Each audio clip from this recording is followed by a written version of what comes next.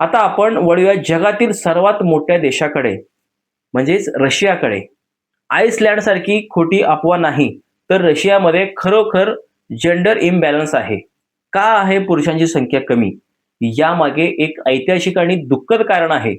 दुसऱ्या महायुद्धात म्हणजेच वर्ल्ड वॉर 2 मध्ये सोव्हिएत युनियनने म्हणजेच आजच्या रशियाने आपले जवळपास 2,70,00,000 लोक गमावले, ज्यामध्ये सर्वाधिक तरुण पुरुष होते.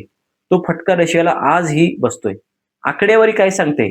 2021च्या जनगणनेनुसार रशियामध्ये महिलांची संख्या पुरुषापेक्षा साधारण 1 कोटीने जास्त आहे. 1,000 महिला मागे तिथे फक्त 860 ते 900 पुरुष आहेत. ग्रामीण भागात तर ही स्थिती अधिक गंभीर आहे.